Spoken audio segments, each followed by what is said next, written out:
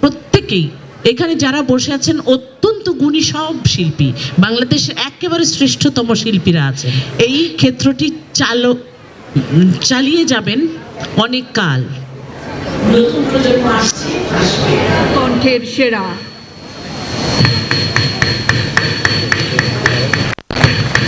একটি অনেক বড় জার্নি, হাজার হাজার শিল্পীদের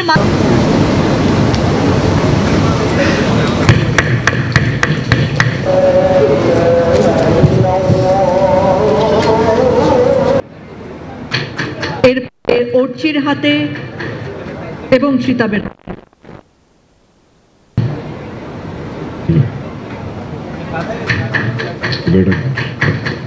এছাড়াও আমাদের যারা সেরা হয়েছেন সেই সেরা 4 জন পাচ্ছেন ইমপ্রেস অডিও ভিশন থেকে 4 জনের 4টি অনলাইন অডিও অ্যালবাম প্রকাশ করার সুযোগ পাচ্ছেন। আইস্ক্রিনে 4 জনের অডিও অ্যালবাম প্রকাশ, হাসপাতালে 1 বছরের জন্য হ্রাসকৃত মূল্যে। এটা আসলে খুবই আনন্দ ঘন মুহূর্ত আমার জন্যে, বরঞ্চ আমাদের 4 জনের জন্যই, আমরা যারা সেরা নির্বাচিত হয়েছি। প্রথম থেকে এই সেরা কণ্ঠের যে অডিশনটা, এটা খুব টাফ ছিল, তবে সম্মানিত বিচার তাদের বিচার ক্ষমতার সাথে এত করেছেন এবং সাথে সাথে খুব সূক্ষ্মভাবে বিচার কার্য সম্পাদন করার মাধ্যমে ফাইনাল পর্যন্ত এই 13 জন বাছাই করে এনেছেন। তো আলটিমেটলি এটা খুব ভালো লাগার ব্যাপার, আমি খুব আনন্দিত।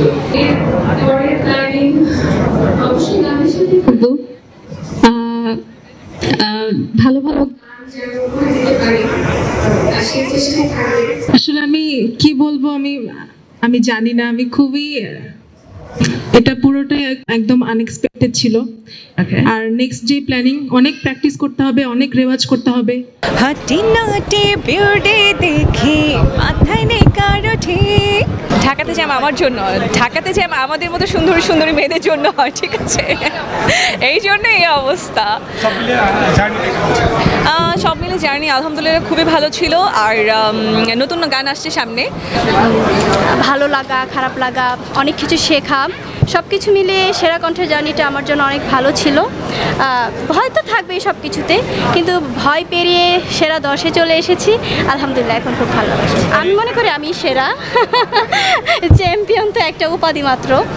বাইরে হচ্ছে অঝোর বৃষ্টি রিমঝিম তালে তালে, মনে আমার ভয়টা জাগে বিদ্যুৎ চমকালে। ও আশাবাদী বলতে সেরা কণ্ঠ একটা লম্বা জার্নি ছিল। তো ওখানে বাংলাদেশের সব গুণী কিংবদন্তি শিল্পীদের গান গিয়েছি। তো ওইখানে হচ্ছে নিজেকে প্রমাণ করার একটা জায়গা ছিল যে তাদের গানগুলো আমি কতটুকু ভালো গাইছি। তো সেখান থেকে হয়তো আমাকে জাজমেন্ট করা হচ্ছে। আর যে গানটিতে নমিনেশন পেলাম সেই গানটি আমার নিজেরই গাওয়া, নিজের সুর করা, নিজের কম্পোজিশন একটি গান। তো এই গানটিতে আসলে আমার নিজের সৃষ্টি। তো আমি প্রাপ্তিটা অবশ্যই চাইবো যেন আমার নিজের গানে হয়।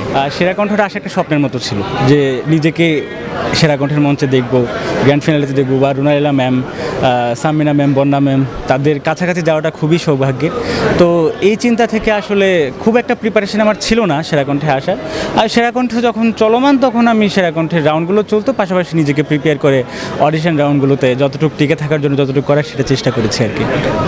আর এই অনুষ্ঠানে আসি, এটা একটা চমৎকার প্ল্যাটফর্ম, বিশেষ করে যারা বাংলাদেশের একেবারে প্রত্যন্ত অঞ্চল থেকে একেবারে তরুণ শিল্পীরা যারা এখানে উঠে আসে, গান করে, তাদের গ্রুমিং হয় এবং তাদের জন্য একটা চমৎকার প্ল্যাটফর্ম পরবর্তীতে ভালো কাজ করার জন্য। তো তাদেরকে উৎসাহ দেওয়া আমাদের একটা কাজ, তো সেই জায়গা থেকেই আসে এবং ভালো লাগে বলেই আসে। স্পেসিফিক এইভাবে বলা যায় না। কারো হয়তো রবীন্দ্রসঙ্গীত শুনতে ভালো লাগে, কারো কণ্ঠে নজরুল সঙ্গীত ভালো লাগে, কারো কণ্ঠে উচ্চাঙ্গ সঙ্গীত শুনতে ভালো লাগে, কারো কণ্ঠে চলচ্চিত্রের গান শুনতে ভালো লাগে। সুতরাং ওইভাবে খুব স্পেসিফিক বলা যায়। আমার আজ 20 বছর আগের গানের আমার যে কণ্ঠ ব্যবহারের যে কি বলবো, আমরা ট্যাক্ট ইউজ করতাম, যে পদ্ধতি ব্যবহার করতাম, এখন সেটা করি না। কারণ প্রযুক্তি চেঞ্জ হয়েছে, মাইক্রোফোনের ব্যবস্থা চেঞ্জ হয়েছে, সেটার মাস্টারিং বলে একটা বিষয় আছে, সেটার ব্যবস্থা চেঞ্জ হয়েছে। ফলে আমাদেরকে বিভিন্নভাবে শুধু গায়কই নয়, প্রযুক্তির সঙ্গেও খাপ খাইয়ে চলতে হয়। অত পরিবর্তন বিরাট এক জায়গায়, পৃথিবী কখনো এক জায়গায় দাঁড়িয়ে থাকে না, ছিল না, এবং প্রতিটি মানুষকে পরিবর্তনের সঙ্গে নিজেকে সম্পৃক্ত করতে হয়।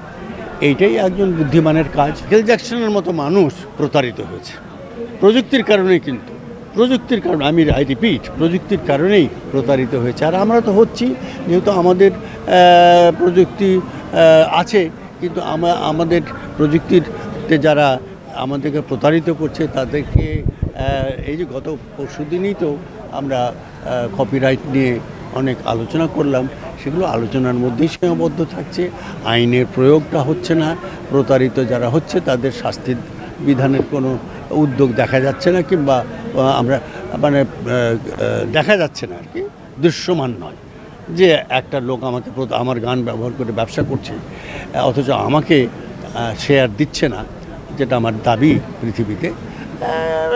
সেটা খুব দুঃখের বিষয়।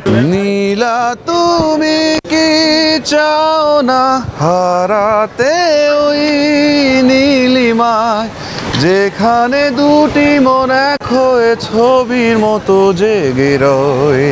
আমার এটা হচ্ছে ফার্স্ট টাইম।